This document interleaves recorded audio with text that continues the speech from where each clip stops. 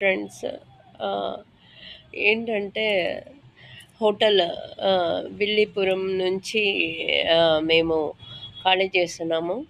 అందరూ బ్రేక్‌ఫాస్టో మరి లంచో చేసొస్తారు. 11:30, 12 కల్లా ఖాళీ చేసి రేణిగుంట దగ్గరికెళ్ళాలి. మా సారొచ్చి పాండిచ్చేరి టు రేణిగుంట తీసుకున్నారు. మామయ్య గారన్నారు, "విల్లీపురం నుంచి రేణిగుంట ఉంటది. ఇక్కడ ట్రైన్ పిడుచుకో" అని చెప్పారు. ఇక్కడ ఎక్కేసేయి అని చెప్పారు. నాకు భయంకరమైన తలనొప్పి.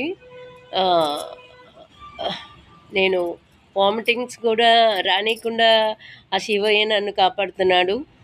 ఎక్కడ ట్రావెల్ చేసినా వామిటింగ్స్, ఫీవర్, తలనొప్పి ఉంటానే ఉంటది. కానీ అన్నమలైకి వచ్చిన దగ్గర నుంచి నేను అబ్జర్వ్ చేస్తున్నాను, ఏమీ లేవు. ఆ శివయ్య నా ఊపిరి కాబట్టి ఈ ఊపిరి ఉన్నంతసేపు ఆయన నన్ను కాపాడుతూనే ఉంటారు. అది నాకు గట్టి నమ్మకం. ఇప్పుడు కూడా బాగా బ్రెయిన్ ఇటంతా నొప్పి పుడుతుంది.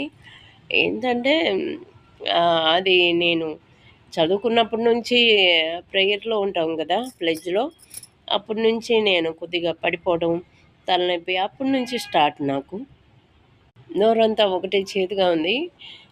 ఆ ఫీవర్ కూడా బయటికి రానీయట్లేదు శివయ్య. ఆయన ఉన్నంతసేపు ఏం కాదు నాకు. హోటల్ హోటల్ ఖాళీ చేయాలి కాబట్టి ఇక్కడ నుంచి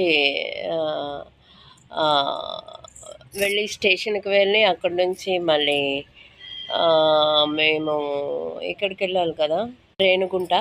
రేణిగుంట అని నాకు సరిగా మెమరీలో ఉండదు.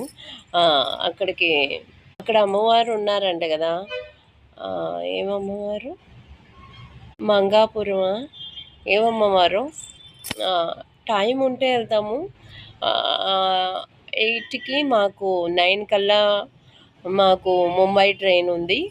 మంగాపురం టైం ఉంటే మంగాపురం వెళ్తాం. మార్నింగ్ ట్రైన్ కాబట్టి టుమారో మార్నింగ్ 9 కల్లా ముంబై ట్రైన్ కాబట్టి అది చూసుకోవాలి. టైం ఉంటే తీసుకెళ్తా అన్నారు. వెంగమాంబ మంగమాంబ తెలీదు, అక్కడికి వెళ్తే తెలుస్తుంది. ఇంకా అప్పటి నుంచి ముంబై వచ్చేస్తాం. బాయ్. బాగా ఫీవరిష్గా ఉంది. నేను ఒకదాన్నే ఉన్నా రూమ్లో.